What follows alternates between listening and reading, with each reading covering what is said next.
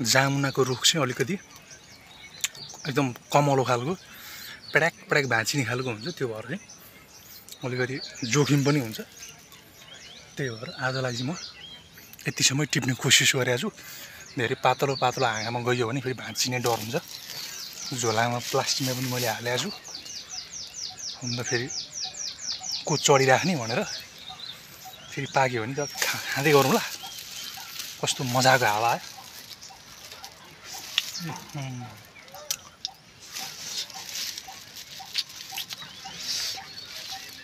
कुनै कुनै चाहिँ यति मिठो छ। ज्याले भयो जामुना जामुना हौ ए मजाले चा उक्ला इला गएछ न जाम कालो गाछियो ल म जामुना ये मिल्ने छ हिँड्नु भयो भने ए ढुमार बजार यार न लौ चल्या डुपारले ल जानी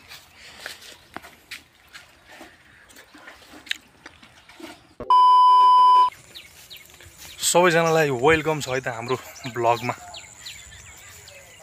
तपाईहरु सन्चै हुनुहुन्छ होला, आरामै हुनुहुन्छ होला। म पनि राम्रै छु, आनन्दै छु। र बिहानको 7 बजेको छ। एकदमै धेरै गर्मी भइरहेछ।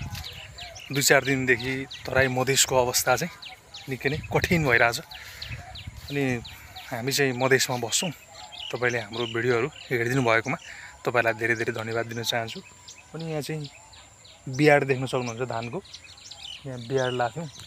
अब मेन त पानी नै पर्दैन भने अनि कहाँबाट धान रोपाइ हुन्छ र अब भिडियोमा तपाईहरुलाई देखाउनु पर्दाखेरि के देखाउन गइरहेको छु भने आफ्नै चाहिँ गाउँघरको वरपरको सेरोफेरो तपाईहरुलाई मैले देखाइरहेको छु। जो जतिले पनि हेर्दिनु हुन्छ है, माया गर्दिनु हुन्छ, यसो लाइक गर्दिनु हुन्छ, तपाईहरुलाई चाहिँ एकदमै धेरै धेरै मनैदेखि धन्यवाद दिन चाहन्छु। गर्मीले गर्दाखेरि चाहिँ एकदमै गाह्रो भइरहेको अवस्था छ। हावा नचल्ने, हावा चलेदा पनि एकदमै तातो हावा चल्ने त्यस्तो भइरहेछ। एकदमै गुमार हुने अनि त छटपटी हुने त्यस्तो खालको भइरहेछ हाम्रो तराई मधेसतिरको माहौल चाहिँ। अनि त्यही हो, रातको 3-4 बजे पछाडी बिहान चाहिँ अनि मात्र अलिअलि शीतल शीतल हुने। बिहान चाहिँ 8-9 बजेसम्म चाहिँ हल्का शीतल हावा हुने, शीतलताको आभास हुने। फेरि त्यस पछाडी हामी तातैमा गर्मीमै बसिरहेको अवस्था है त। ल अब तपाईहरुलाई चाहिँ म अरु कुरा चाहिँ के पनि भन्न चाहन्न। यहाँनिर चाहिँ हाम्रो एउटा चाहिँ फलको रुख छ। त्यो फलमा चढ्ने छु अनि तपाईहरुलाई यसो हल्का देखाउने छु है त। यसो फल खाऊ भनेको पाकेर कालै कालो भएछ। यो चाहिँ जामुनाको रुख हो। रुखमा चढ्न नसकिने भयो।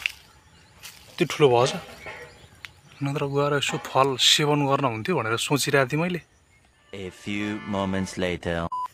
र साथीहरु म चाहिँ खुकुरी लिएर अन्त यो चाहिँ यो जामुनाको रुखमा यसो चढ्ने बाटो बनाउनु पर्यो भनेर ट्याक्कसँगले यसरी मलाई चाहिँ लास्टै खान मन लाग्यो कि यो जामुना कालै पाकेको देखेर अझ नखाइ नछोड्ने भन्ने हिसाबले चाहिँ खुकुरी ल्याइवरी त्यसपछि यहाँ चढ्ने बाटो बनायोरी अनि चढेर चाहिँ खानु पर्यो भनेको।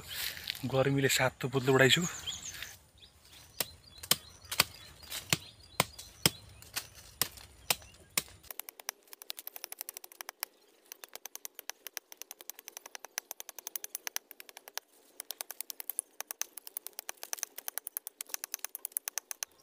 ल गाइजहरु, मैले चाहिँ चढ्ने ठाउँ बनाइसकेँ।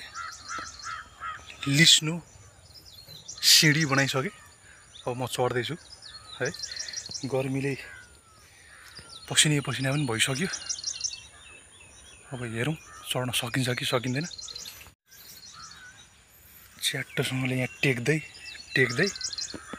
अनि माथि हामी प्रवेश गर्दैछौँ है त। फाइनली गाइजहरु, म चाहिँ जामुनको रुखमा चढिसकेँ। जामुन देख्न सक्नुहुन्छ कालै कालो पाकेर लट्रम्मै छ। अब ढिला नगरिकन हामी जामुन चाहिँ चाख्नेछौँ। ल गाइजहरु,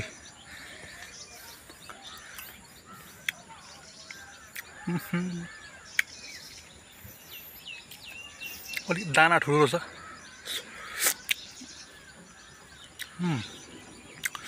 मिठो मिठो हल्का गुलियो गुलियो रहेछ है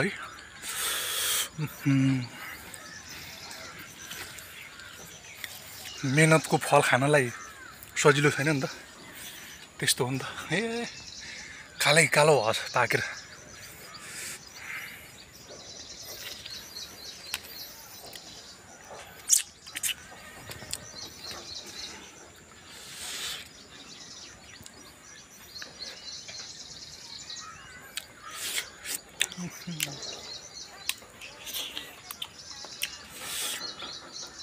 अलि ब्याङे पनि छ है ब्याङे पुरै खुट्टामा चढिछौ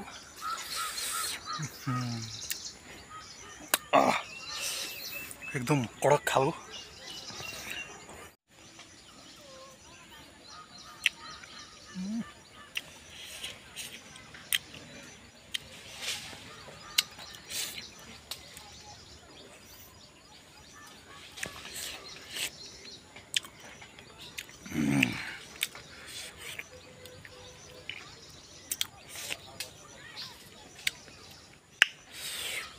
अलिअलि अमिलो अमिलो गुलियो गुलियो खालको छ अनि मलाई चाहिँ यस्तो फलफुल चाहिँ एकदमै मनपर्ने सानैदेखि म चाहिँ यस्तो खालको फलफुलको रुख कतै भेट्यो भने देखेँ भने चाहिँ गएर चाहिँ चढेर चाहिँ चट्टसँगले खाइहाल्ने बानी थियो मेरो चाहिँ अन्त चट्ट अब अहिले त आफ्नै यहाँनिर चाहिँ फुलबारीमा जामुनाको रुख पनि छ अन्त पाकेको बेलामा यसो खाइन्छ पनि प्लस हाम्रो अब आँप पनि छ यतिखेर आँप चाहिँ तर आँप चाहिँ अहिले चाहिँ त्यति इन्ट्रेस्ट लाग्न छोडेको छ आँप खानलाई जामुना खाइँदैछ त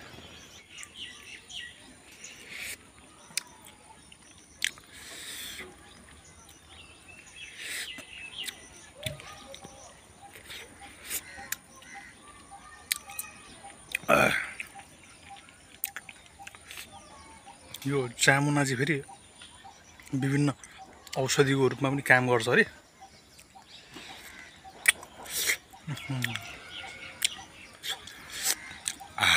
अनि यो जामुनामा चाहिँ फेरि के हुन्छ भने अलिक चाँडै नै किरा लाग्ने हुन्छ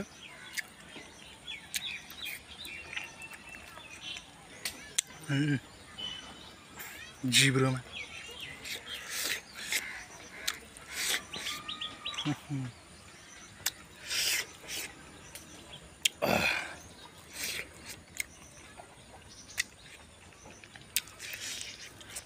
कुनै चाहिँ एकदमै गुलियो मिठो छ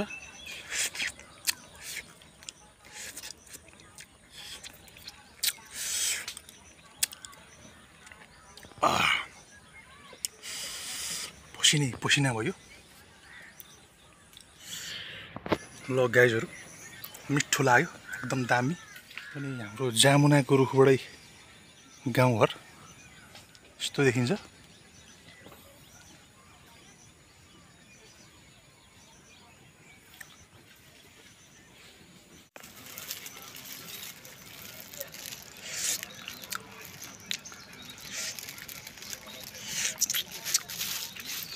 अनि गाइजहरू यो जामुनाको रुख चाहिँ अलिकति एकदम कमलो खालको पेड्याक पेड्याक भाँचिने खालको हुन्छ त्यो भएर चाहिँ अलिकति जोखिम पनि हुन्छ त्यही भएर आजलाई चाहिँ म यतिसम्म टिप्ने कोसिस गरेको छु धेरै पातलो पातलो हाँगामा गयो भने फेरि भाँचिने डर हुन्छ झोलामा प्लास्टिकमा पनि मैले हालेको छु अन्त फेरि को चढिराख्ने भनेर फेरि पाक्यो भने त खाँदै गरौँ ल कस्तो मजाको हावा आयो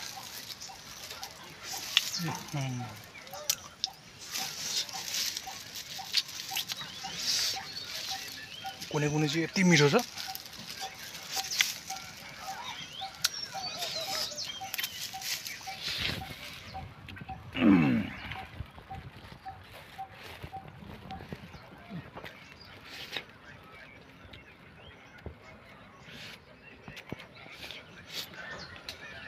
अलिकति माथि पाइसकेँ त म त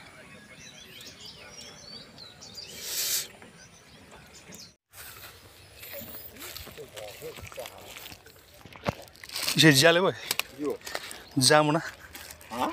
जामुना हौ ए मजाले चा उक्ला इला भइसकेन जाम कालो गाछ हो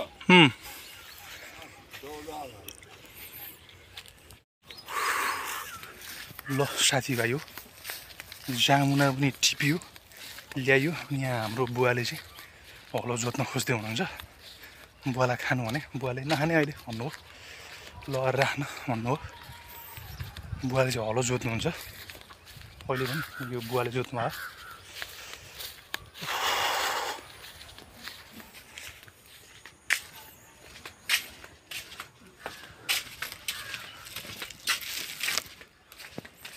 ल म जामुना ये मिल्ने छ हिँड्नु भयो भने ए ढुमार बजार आएर यहाँ न लुङ चल्या डुपारले अब ल जाने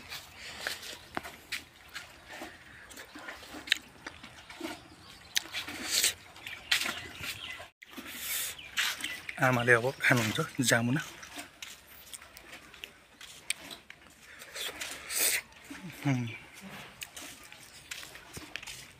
टिपेर बजार लानु भए बिक्थ्यो भन्नुहुन्छ अब टिप्दा ओर्दा टाइम लाग्छ फेरि त्यसमाथि अब अरू पाक्दै पनि छ अब 1-2 दिनमा यो किरा लागेर सत्यानासै हुन्छ फेरि फल्यो पाक्यो खायो सक्यो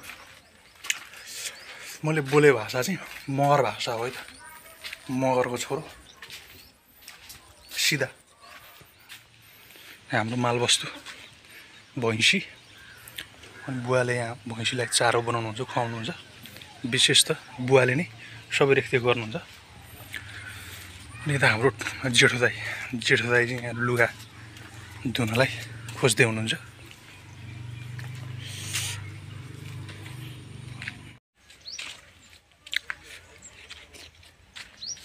अनि रातभरि पानी पर्ला जस्तो भयो कालो मैलो भयो गाडाङगुडुङ गऱ्यो तर पानी चाहिँ आएन अनि यहाँ अर्को समस्या के भइदिएछ भने हाम्रो जुन पानी तान्ने मोटर चाहिँ छिनेर इनारभित्रै पसेछ त्यो तान्नलाई हामीलाई धेरै गाह्रो पर्नेछ अब यो चाहिँ पानी तान्ने मोटरको तार यहाँ छिन्यो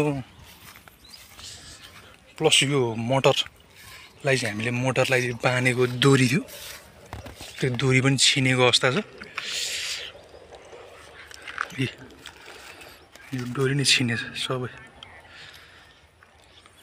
अब यो पाइपको भरमा मोटर तान्नुपर्ने हुन्छ अब चाहिँ मान्छे खोज्न जानुपर्छ गाउँमा कता छ फेरि मान्छेहरू पनि आफ्नो आफ्नो काममा हुन्छ नि देखेर अनि चाहिँ गाउँघरमा यसो साथीभाइहरूलाई बटुलेर चाहिँ ल्याएर अनि यसलाई तान्नुपर्ने हुन्छ एकदम बिस्तारी तान्नुपर्ने हुन्छ किनभने पाइपमा मात्रै अड्किएको छ अब मोटर डोरी पनि छिनेर तलै झरेको छ अब यसो गाउँघरमा साथीभाइहरू हेर्नु पऱ्यो जुटाउनु पऱ्यो ल साथीहरू यतिखेर चाहिँ चौतारीमा कोही पनि आइपुगेको छैन अब चाहिँ यही गाउँघरमा खासै मान्छे पनि देखिँदैन